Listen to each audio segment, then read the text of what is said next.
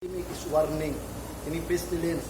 Nganong gitawag ni na mga magwawali nga wala gid nakisgot ani pestilence. Gibasa lang nila na mo pi Bible good nga walay pestilence. Gibasa ba mo Bible nga walay pestilence?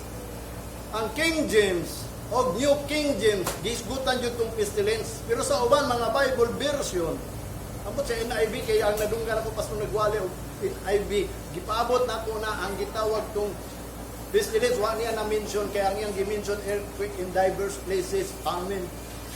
Amot nga nahadlok siguro sila nga muwali ining pestilence, nga this is warning ining pestilence.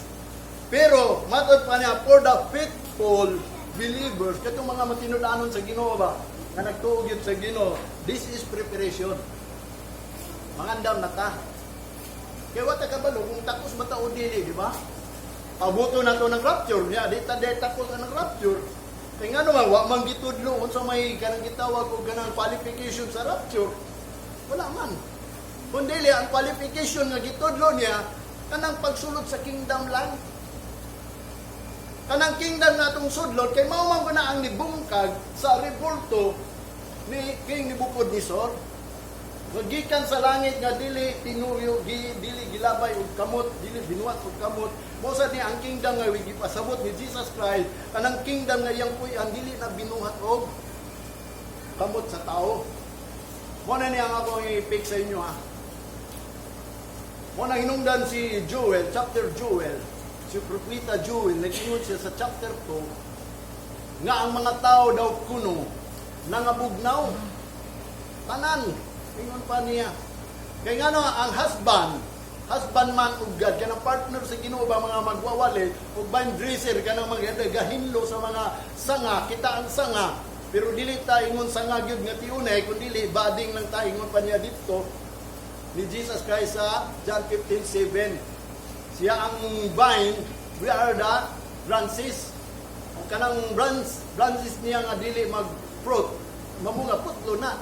Mabito nung gusto gyud sa Ginoo nga katong mga vine dresser nga unta timanunan niyang sa nga mamunga gyud na. Unsa may bunga dapat ato ang dawaton sa Ginoo. Kanang love. Mao na yang giingon the fruit of kanang gitawag og spirit is wisdom, saya yang giingon knowledge, faith, healing, kanang natay mayong lawas ba.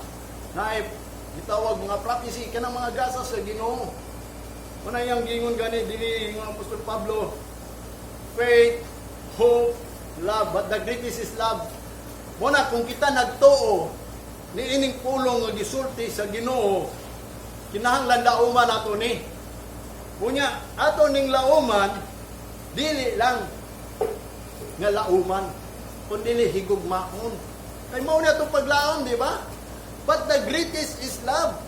Faith, hope, charity. But the greatest is charity. Ang labaw gyud ang gugma. Mo nang gingon ni Apostol Pablo, bisag unsa pa imong knowledge, talent diri sa sulod sa simbahan, bisag isa ka reverend, pastor, bishop, magwawali ka. Wala kay gugma inihang pagpangalagad sa Ginoo. Mura lang ka daw simbal nga pag ibunang mutingog lang. Kaya nga naman, kanang tanan butang nga dili na tubuhaton uban sa gugma, kita wala sa tubangan sa Ginoo. Muna nga importante ang gugma. Mo bitaw na ninyo higugma ang Dios sa tibok nimo kasing-kasing, kusog, kalag o gunahuna. Muna kung gusto ka may gugma, i-focus na imong kasing-kasing sa adlaw sa Ginoo. Ihatag na imong kusog sa adlaw sa Ginoo. Ihunahuna nimo nang hunahuna nimo sa adlaw sa Ginoo. O kanang imong kalag, ingna na nga adto gyud sa balay sa Ginoo sama nga gibuhat ni David. O kalag ko dayga ang Dios. Kaya sa unta man usar man kaadlaw ang gihatag. Mo na nga nag-desire lang si David nga makasulod anang balay. Kanang adlaw ba sa Ginoo nga ating sulod. Nga matod pamanggani niya mas maayo kung usa ka libo ka mga tao diya nga nanulod. Tig-abli lang gyud ko.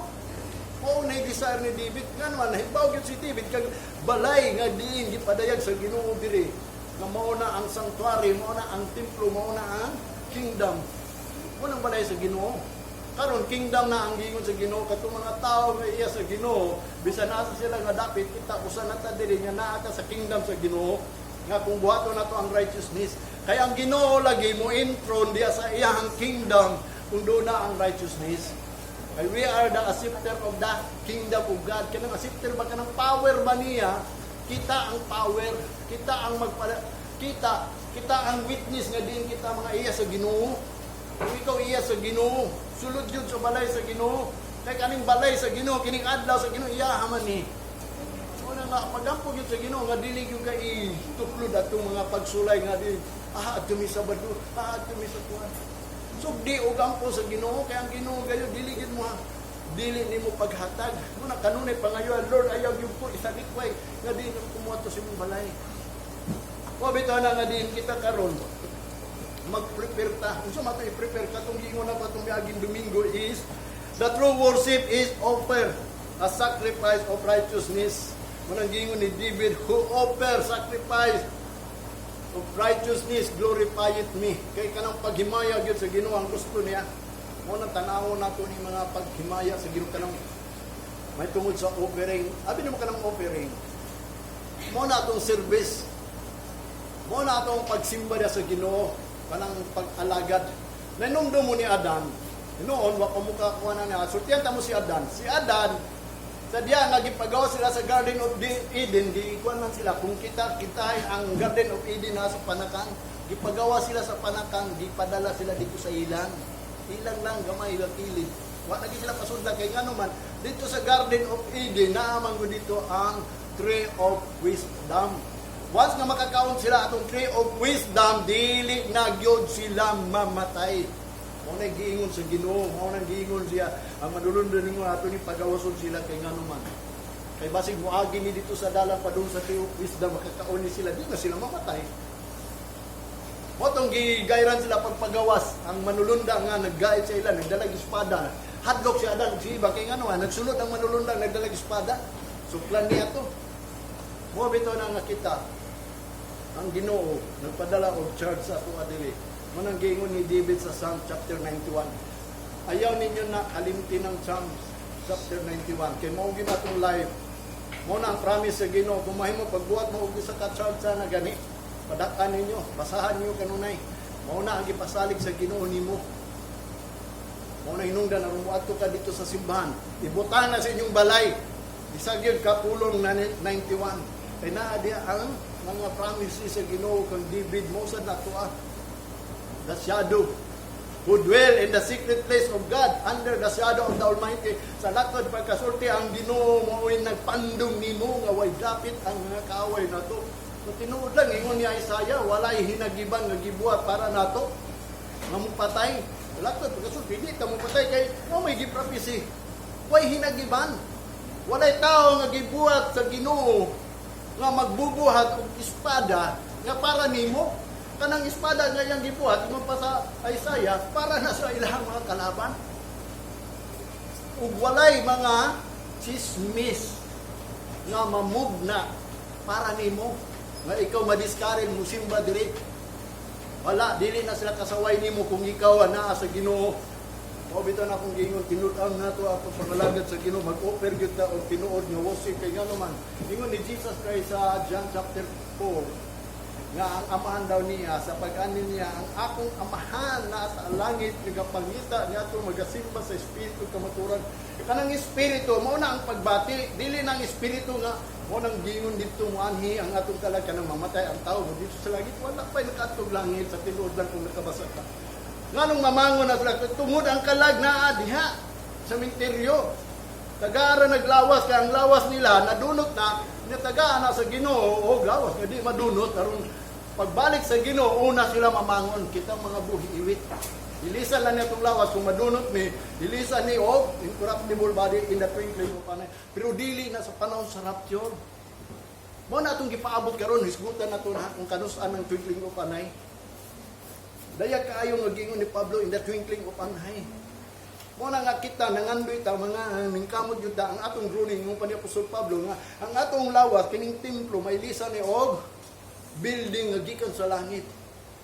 Heavenly temple of God. Kung ningon man si Pablo nga ikaw ang templo sa Ginoo kanay mong lawas kung mailisan na naog kanang gipangayo nato unta kay moabot man ang hingpit mo bitaw nang kita karon nagpadayon jud ta og pagkamatarong.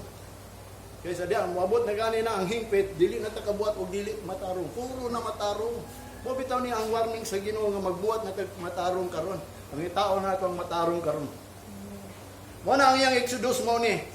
Ingon pa ni Moses, as ni Jesus Christ, giingon ko naman ang ninyo, kung dili mo mutuo kang Moses, kung sao man ninyo pagtuo nako, nga si Moses nagsulat man ako, may tungod nako.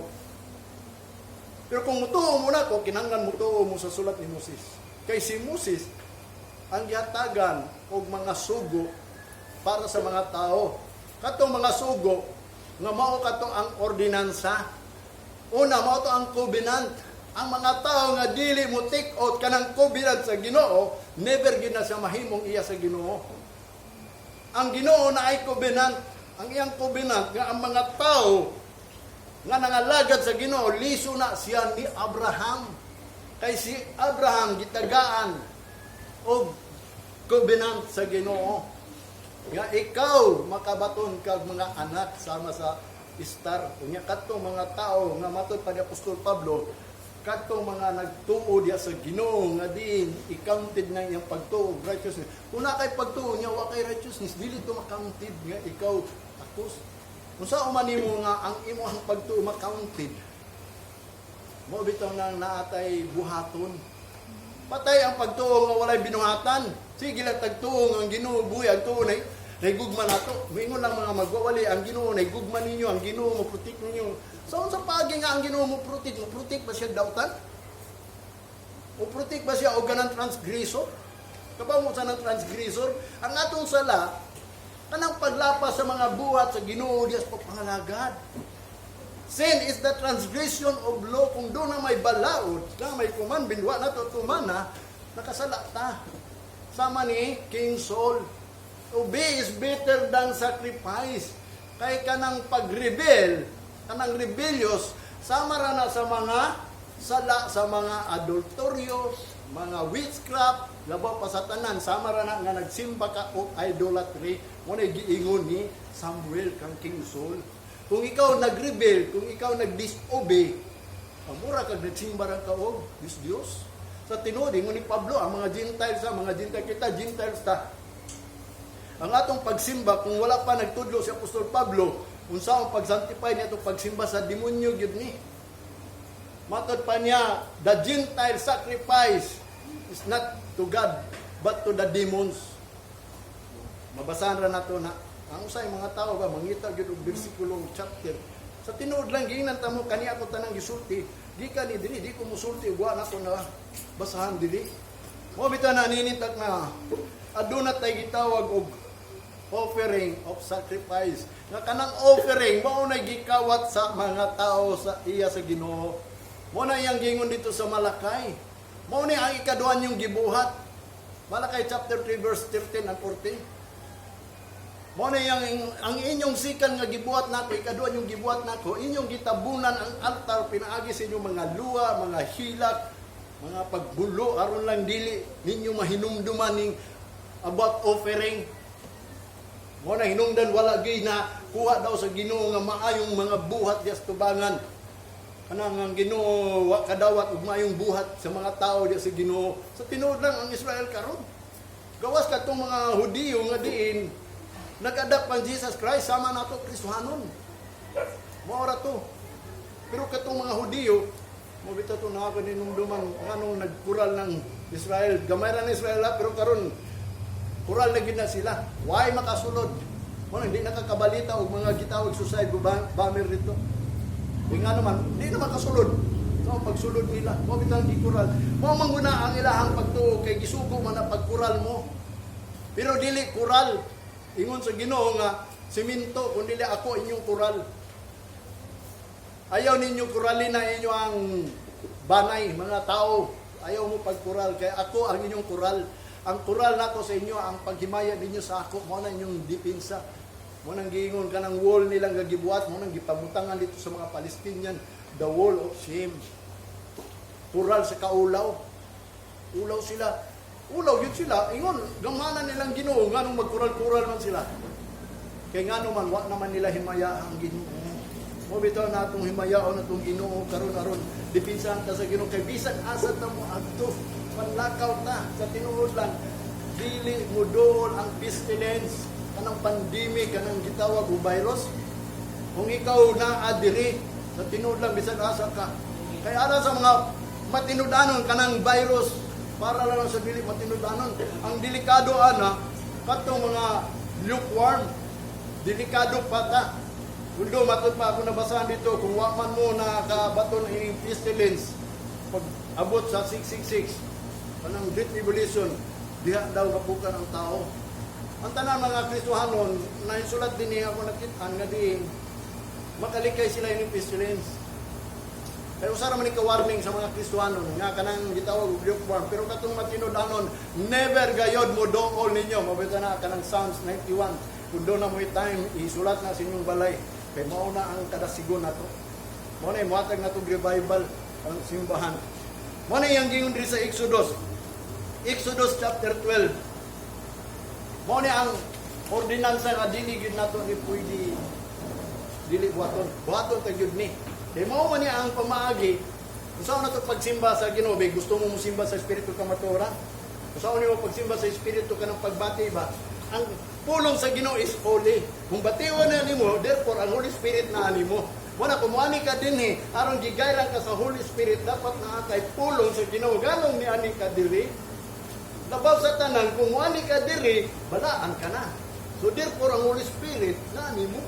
Una kung sulod magganin mo diri, magbalaan jud ka kanang pangayo mo pasaylo gabi pa lang. Hilaki gyud ang Ginoo, di na pwede magampo nga di ka mo hilak. Sabi ni mo sa gingon ni David, kanus ama ko muduol sa Ginoo. Muduol ko sa Ginoo sa diya nga mutulo akong luha. Salmo 42. As a deer, mo nang gingon, panted by the water. O kanang nangandoy gyud sa tubig nga ang Ginoo mapil gyud nimo ba? Kanang luha, mo nay maka gitawag og naduol ka sa Ginoo. Pero kung magampo gani ka nga way luha, ayan na ra ko ingna. Nga ang Ginoo kauban nimo. Ayo nagpagpakita. Ikaw lang good. Kung ang Ginoo nga kanang tinuod gyud pagpangayo. Mo nang gingon pray in the evening, joy in the morning. Mo nang gingon ni Psalmista David. Huwag gani mag-ampo gani ka pagkagabi, malipay ka pagkabunta. Kaya sulayo mo ko nimo kalipay. Pray na po ka in the evening. Mo nang gingon pray without ceasing. Pray without ceasing. Aron dili ka ituklod sa pagsulay. Mo nang yang gingon dinhi sa Exodus Namatod pa niya din sa Exodus chapter 12 verse 24 to 27. And ye shall observe these things for an ordinance to thee and to thy sons forever. Tanawa na ba'y forever nga, utob lang sa ilaha. Pagani natapos ang kalibutan. Hantod matapos ang kalibutan, mao kani ang ordinance. Kung sa maning ordinance, ingon pa ni Moses sa verse 25. And it shall come to pass, sa diyan nga mahitabo na, when ye become to the land which the Lord will give you, according as He hath promised, that ye shall keep this service. Kanang ordinance, mao na ang serbisyo nato. So sa ato pa kanang ordinance, ang meaning sa ordinance is that dominion, the rules, the statute, mga balaod ba? No naay mga balaod kung moabot mo gani anang yuta ana, ayaw ninyo kalimtining ordinance. Kay kining ordinance mao ni ang service. Kung kita ni abot abino sa tinuod lang sultihang tamo no, ang mga Kristiyano naaunta na sila sa living land. Anang mga buhi nga mga lugar ba? Ingon ang Ecclesiastes, we are in the living land of God. Nag-serve ta sa living God. Nga gusto niya nga ang mga nag-serve sa Ginoo, mga buhi. Kung nang mahadlok ta mamatay, kaya ang kamatayon dili na makadayeg sa Ginoo. Kung na magbantay ta, kaya ang atong kaaway, mangita yun nagtukbunon, aron mawala ta diya, aron mamatay ta. Mo bitaw na nga niingon si ang Ginoo sa kang Adan kang iba. Ayaw mo kaon na ng triha na, kanang tree of knowledge. Huwag ka makakaon mo, mamatay mo na. Ngamatay yun sila sa Ginoo, nga naman. Nakakaon sila knowledge, na sila yung knowledge, sila sila mutuwa ng mga sugo sa Ginoo, kaya na naman sila kaalam. Ano, magsalig pa man sila. Kung ito na nangamatay sila diya sa Ginoo, ngawa sila nagsalig na sa Ginoo, kaya na sila yung knowledge. Una, kung kamo na amoy knowledge, sama ta sa Ginoo kay balo na ta what is good and right. Una, piliu na to kung usa atong buhaton good ba o right. Kinamatay knowledge. Once natin knowledge, usahay kini atong knowledge, dili natin mutuo sa knowledge sa Ginoo. Muna iyang gingon din Sadya nga magpuyo mo anang yuta sumala sa iyang gisaad kaninyo, kinahanglan bantayan ninyong service. Keep this service. 26. And it shall come to pass when your children shall see unto you. Kung sadya nga moabot ang panahon nga ang inyong mga anak mangutana diha kaninyo, what means ye be this service? So may pasabot ning service. Service pagpangalagad. Dili simba yung gingo na pag-abot mo anang yutaan ang musimba mo. Sabi mo, si Adan, si Iba, si Cain, si Abel, ug katong mga igsuo ni Cain. No, kay nasundan man si Abel, namatay si Abel, nanganak naman po si Iba. Namatod pa niya, mo na si Seth, Mo na ilang gipangbuhat is offering, sacrifice. Nag-sacrifice sila sa ilang mga tanom, sa ilang mga hayop, gisacrifice na nila. Unya, ang pag-sacrifice pa ni Abel, excellent, kay nga naman, ang pinakagwapo sa tanan niya nga, ang pinakamaayog matambok ng karniro mo to wa siya nawili nga, sayang man hindi na ito nihatag sa Ginoo. Mo to ang gitawag na excellent ang pagka-sacrifice kay nga naman. Walay ikasaway, muna kung mag-sacrifice manggaling ta, sa itong kagalingon, kanang dili na ta masaway. Dili ta ingno na, sa mga Kristohano na ni, sismuso man ni, sa mga Kristohano na ni, sige ka sa simbahan.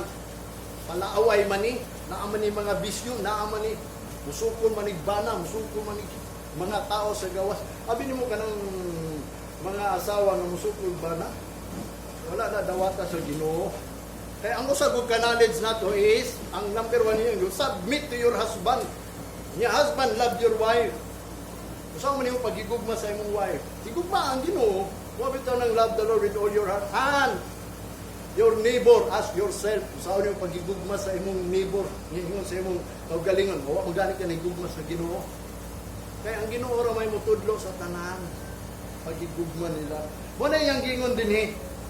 Service, what is the meaning of service? Mo na ang meaning sa service Sa verse 27, that ye shall say, it is the sacrifice of the Lord Passover, who passed over the houses of the children of Israel in Egypt when he smote the Egyptians and delivered our houses, and the people bowed their head and worship tanawa. Gihimo usa nila ang service kay mo na ordinance, una sila nagbow down sa ilahang ulo aron pagsimba sa Ginoo. Ang sa may una magbow lang ka, wa ka kabalo sa service. Anhela ka sa simbahan, simba ka, wa ka kabawon sa imong buhaton din simbahan. Sacrifice. The Lord sacrifice. Unsa man gi-sacrifice sa Ginoo? Kanang sacrifice, gitawag niya nga ihalad nato tungod kay ngano man unsa man ang meaning sa sacrifice, ngano mag-sacrifice ta because we pass by death, nakalabang inyong balay sa kamatayon nga akong gipadala ug katong wa nangandam, katong wa kay balo nga wa sila nag-ihaw og sacrifice aron ang dugo atong ilang gi-sacrifice ipahid unta nila sa balay, dili mosulod ang destroyer. Usa na kitang mga Kristohanon karon, ang dugo ni Jesus Christ nga giula dito kinahanglan isulat sa imuhang kanang butang sa imong kasing-kasing una-una nga ikaw gilukat na sa dugo. So therefore ang kamatayon dili mo sulod nimo. So sa tinuod lang ang pulong sa Ginoo nagtudlo gyud kanang eternal life, dili na mo pass by death. Wala nga bisan pag moabot ng 666 dili ka maunsa. O gyud na. Walay nagwali ana ba? Ang ilagi pangwali lang. Nga din kung mamatay ka, luwason ka sa Ginoo. Ikutan nato ning kamatayon na binimuwa na nilabot. There is no remembrance. Ingon pa dito sa Old Testament. Wala na i-remember din sa Ginoo. Kung kaniadto nangamatay sila mo ni hasutihan ta mo. Sa panahon ni Jesus Christ, iyan ang giiris tong mga buhat atong unang panahon. Nagtanaw ko sa YouTube about sa live sa Israelite, sabi ni Bunza, sila rin nag-away. nag-away ang 12 tribes of Israel. Muna inungdan ang Israel karon nawadaan sila og usa ka tribo, ang tribo sa Ephraim nga di ang ilang head si Benjamin. Kay ngano man mga dautan man gud tong mga tribo ni Ephraim nga adin ang tribo ni si Judah ba to? Dunay usa ka tawo dito sa Israel lang gyapon mga Israelite gud sila tanan. Nya kay lain man naglugar, nya kay nibisita man tong usa ka gitawag og Libihanon. Dala niya ang asawa dito. Nya katong mga taga Ephraim dito, nakakita man tong bisita dito sa ilang kauban dito. Pero Israel, Hudiyo lang gyapon ha. Gipatay nila tong niingon to sila nga pagawasan na ang imong bisita kay ilang patyon to. Mo tong niingon tong Libihanon. Ayaw lang ko ninyo patya, dira kong asawa o gihatag ko yung asawa, gipatay yung asawa. Una pag gipatay, panamas-tamasan pa daw. Mo tong yung asawa, gikuha niya, nibalik siya sa ilang lugar, dito sa lugar asa to dapit sa Juda. Mo tong gitungan niya ang asawa, tungan niya katulog, pakita niya dito sa mga tao niya sa Israel, mauba niya ang inyong buhaton. Nga kauban raman ta, mga igsuon raman ta, mga Hudiyo raman ta, anong patsyon man ninyo? Mo tong nag-ampo dayon tong sa Kalibihanon sa ilang buhaton. Mga Israel, sao man ang nila ang gibuhat sa mga Ephraimites. Mo to inungdan ang mga tanan mga Hudiyo gawa sa Ephraim. Giingon sa Ginoo nga di pamatya na ninyong Ephraim, why ibilin? Wala git tao ni bata bisag Israelites na ha. Pagtuan nyo, sulungan ninyo, una mong sulong na ngayon sa nagtabang sa Ginoo. Sa amang Ginoo, sulong mo na bagina mo na, sulong, ipasulong. Kaya nga naman, tungod kay sila mo ay nagbuhat, di ay mo na din nawala ang tribe of Benjamin. Nawadaan sila, kung sila na sila kabuok, busin ang tanan. Mo na isulat diri, pa mo kabaluan na, pero ako nag-isulti ninyo kay nga naman. Nag-unay ra sila, kita po mga Gentiles, nag-unay ra ang punta, di ba? Kada kayo mga reliyon diri, pero di bali na kung silang gibuhat basta kita. Himuon na to nga kita iya kita sa Ginoo, mangayo kita sa Ginoo sa atong buhaton. Kuya kay ang sugo sa Ginoo dili naman nato sila patyon, higugmaon naman lang. So di kita musugo ang Ginoo naman